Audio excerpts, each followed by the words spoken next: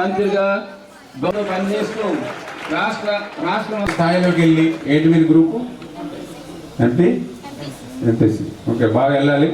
మళ్ళీ అంబేద్కర్ గారు ఏ రకంగా నీటిలాగానే కష్టపడి ఆయన కూడా చదువుకున్నారు, మంచి ప్రపంచ మేధావిగా ఎదిగారు ఆయన అంబేద్కర్. అలాగే మళ్ళీ నువ్వు కూడా మంచి స్థాయిలోకి వెళ్ళాలి, మంచి ఉన్నత స్థానంలోకి వెళ్ళాలి.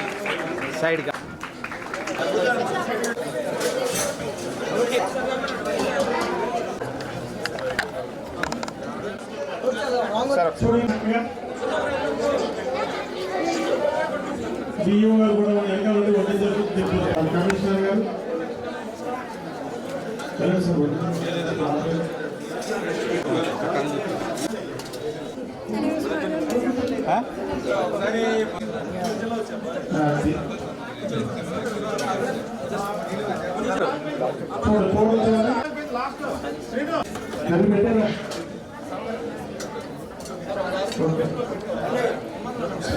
ప్రిన్సిపల్ గారు వడ్డిస్తారు.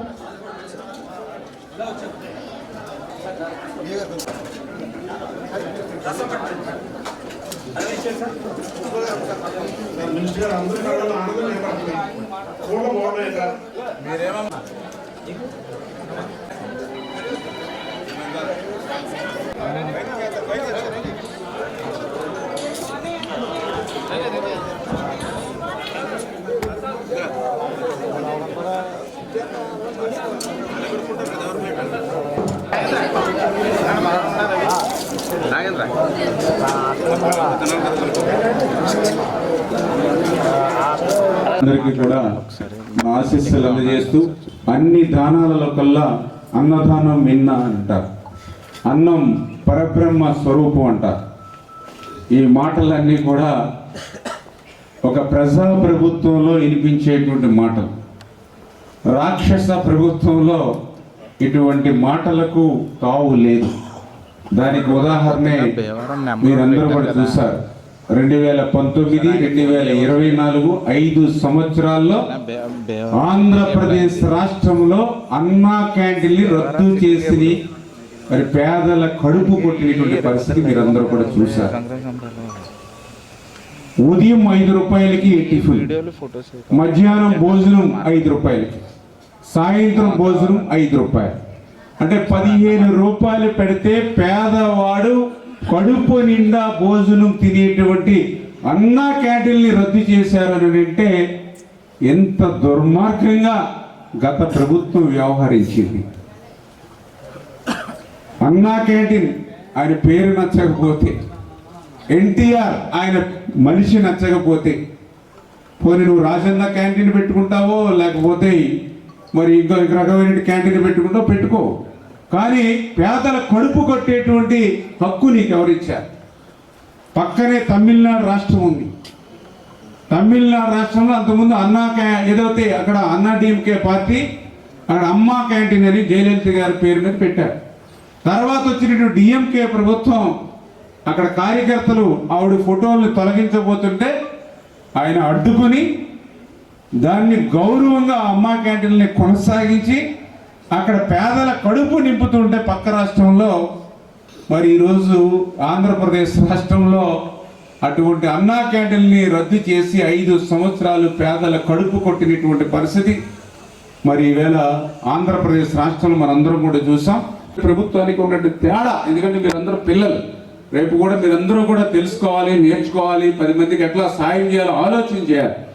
అంటే ఆ రకంగా అన్నా క్యాంటీన్కి ఎన్నో ఇబ్బందులు పెట్టినటువంటి పరిస్థితి చూస్తే వాటిని అన్నింటినీ ఎదుర్కొని 5 సంవత్సరాలు కూడా సక్సెస్ఫుల్గా అక్కడ పెట్టడమే కాదు, నేనేదో అన్నా క్యాంటీన్ పెడుతూ ఉన్నానో దాతలు కూడా సంతోషించి వాళ్ళ కోఆపరేషన్ తోటి 2వ అన్నా క్యాంటీన్ కూడా మన ప్రభుత్వ ఆసుపత్రి దగ్గర పెట్టాను పాలకొల్లో. ఈ రోజు కూడా ప్రభుత్వ ఆసుపత్రి దగ్గర అన్నా క్యాంటీన్ నడుస్తుంది. వాళ్ళు కూడా ఎంతో సంతోషిస్తూ ఉన్నారు. మళ్ళీ మీ ద్వారా ఎన్నుకోబడినటువంటి తెలుగుదేశం, జనసేన, బీజేపీ ప్రభుత్వం ఏదైతే ఉందో మళ్ళీ ఈ మధ్యాహ్న భోజన పథకం అది కూడా మరి ఎవరెవరి పేర్లు పెట్టారని అంటే డొక్కా సీతమ్మ గారు. ఎందుకంటే మీ అందరికీ తెలుసు డొక్కా సీతమ్మ గారు అంటే మన గోదావరి జిల్లా, ఈస్ట్ గోదావరి. ఎంతమంది వచ్చినా కూడా లేదు అనే మాట లేకుండా, పొయ్యి ఆర్పకుండా ఎంతమంది వస్తే అంతమందికి కూడా ఆవిడ భోజనం పెట్టి పంపించేది డొక్కా సీతమ్మ గారు.